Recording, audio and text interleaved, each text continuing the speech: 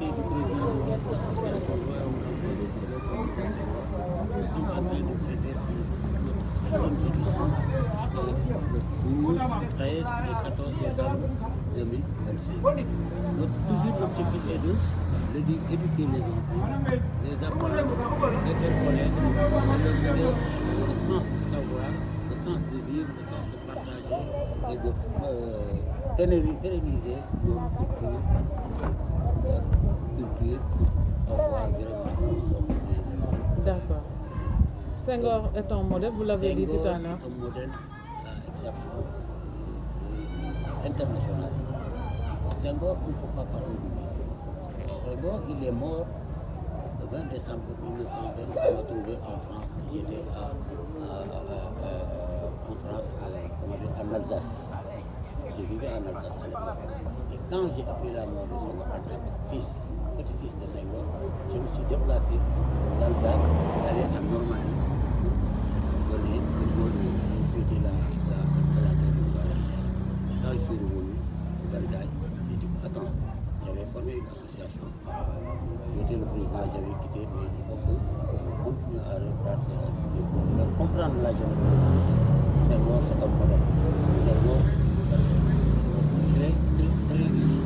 Pas mal de Senghor. Il a fait beaucoup de poèmes, beaucoup de choses. Donc vraiment, je vous remercie aujourd'hui d'avoir donné l'occasion de me présenter et donner.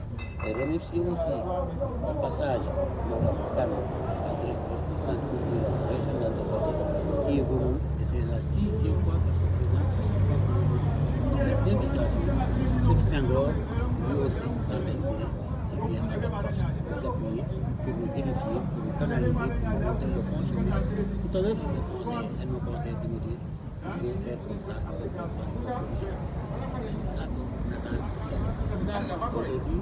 Donc, je la remercie de passage. Aussi, elle est venue aussi représenter le gouverneur de la région de Fatick, Madame le gouverneur. Donc ça aussi, voilà. D'accord. Organisation, vous organisez affaire bi nu mu tudd. maa ngi tudd Birame Senghor depuis village bi wax ci commune Fimela arrondissement Fimela département de Fatick. Tey nag kontaan naa ci li ngeen may laaj yéen ñi yore communication visibilité au niveau local war ko jàllale bi au niveau national et international. nga xamal ne bés tey bi 13 décembre 2025, l'association Royaume d'Enfance xam ne base am mu nga jëloon ci xam ne jëloon ci foofu la Senghor juddoo fekk fa baax ba jëm yàlla si tey Senghor boo gisee ñu koy féete dafa nekk loo xam ne li mu fi bàyyi ci biir réew mi Sénégal jàmm bu fi amee naataange fi am boo ko si dara jiw fii loolu dem na bi lépp lu mu doon dund mooy la culture te nee na ci poème la culture est au début de tout loolu yëpp wax na ko ñu waxal ne nag ñun waruñu foye suñu aada suñu cosaan suñu culture ndax loolu lañu am te ñëpp ngi ñuy naw ci loolu nga xam ne moom la ñu moom itam moo doon wax ne adduna dina doxal yow ba ñu dem le métissage loolu jël nga ne tey séeréer xeetu nit ku ñuul mu ngi seey ak xeetu nit ku weex loolu yëpp Senghor waxoon na ko Senghor nekk nit koo xam ne nag mooy le premier agrégé en grammaire ci nit ku ñuul Senghor nekk le premier président de la République du Sénégal ci nit ku ñuul te jógee fii di wax ne la négritude moom moo ko wax donc loolu yëpp Senghor def ay points yoo xam ne jëmale ko nit ku ñuul jëmale ko jigéen macha allah nga xam ne moom jigéen ñi sax ñu di ko tamit di ko gërëm ñëpp di ko dégg Senghor nekk na ko xam ne dem na ko au niveau national internationalement bi dimension boo xam ne kenn du ko nag Senghor nekk na nit koo xam ne du ci loolu rek la moom mu juddoo fii Senghor bu ko neexoon tey mu nekk nit koo xam ne day génn xeet li tax ma wax ne day génn xeet Senghor yàlla may na ko boole ko pour seet nasaraan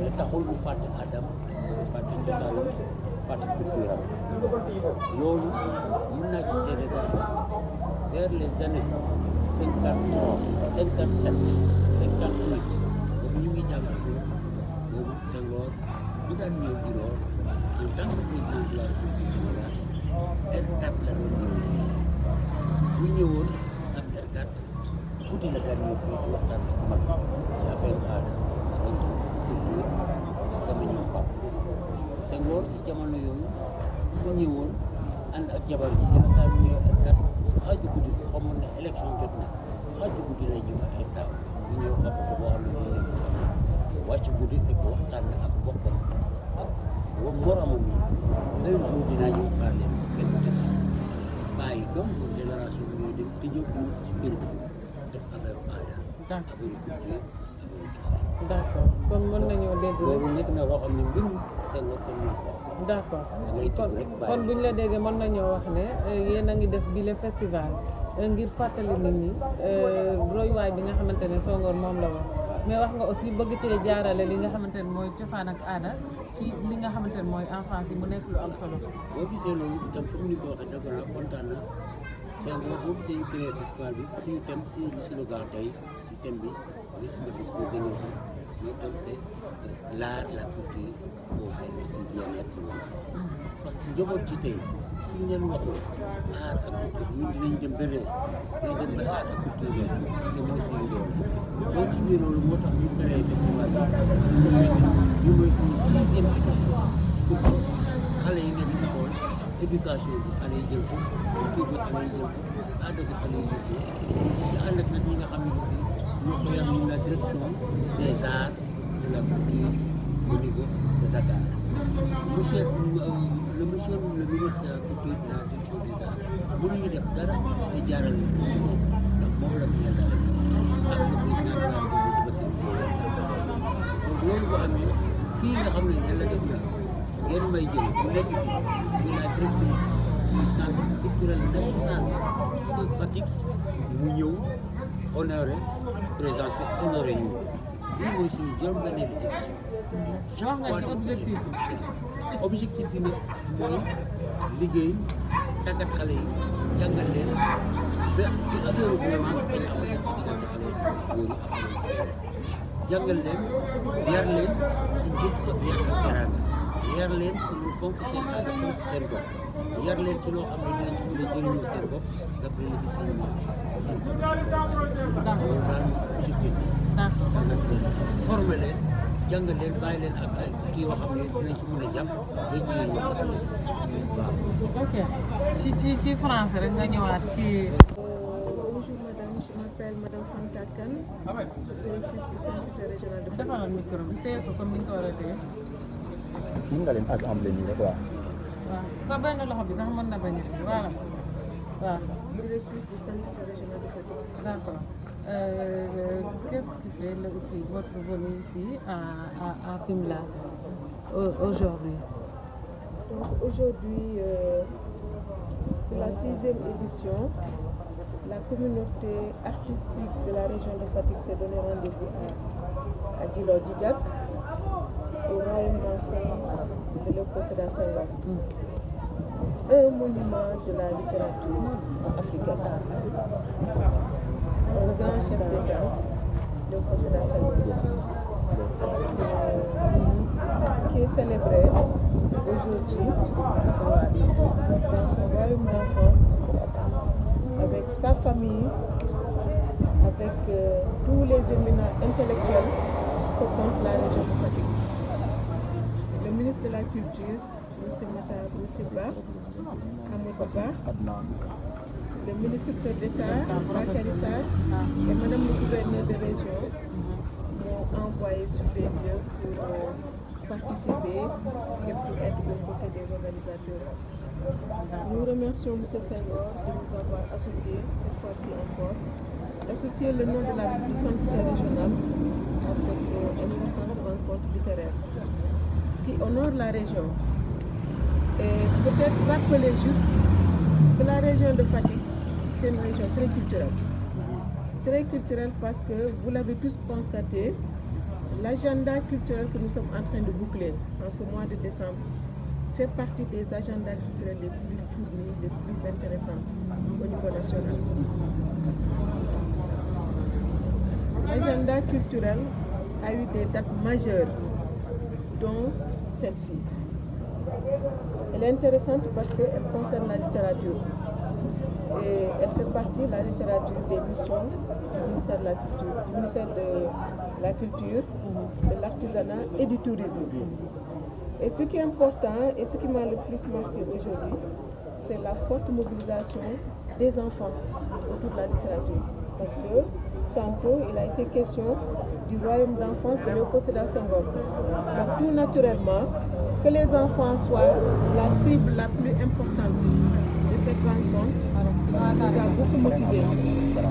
Et M. Senghor soit vraiment remercié pour cette initiative qui donne la part d'elle aux enfants. Cela veut dire que très tôt déjà, il faut intéresser l'enfant aux livres et à la lecture. Il faut aussi intéresser les enfants à leur patrimoine culturel, à prendre en charge ce patrimoine culturel. C'est un peu le sens de notre venue ici pour représenter le ministre. D'accord. Par rapport à votre agenda culturel au niveau régional, quels sont les points clés concernant la culture ou le tourisme dans la région? Vous savez, comme dans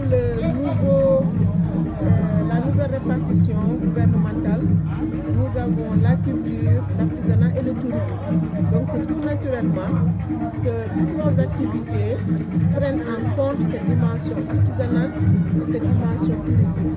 Nous sommes dans une localité, Fimela, où on peut dire c'est le cœur battant même du tourisme dans la région de Fatick, avec Diofior, avec Toubacouta bien sûr, et les îles. Fatick fait partie des rares régions, sinon on va dire peut-être les 3 rares régions qui comptent dans son territoire les îles. Parce que nous avons 19 îles. Ça, c'est une destination à valoriser, c'est une destination à promouvoir. Et pour promouvoir ça, il faut la culture pour accompagner. D'accord. Merci beaucoup.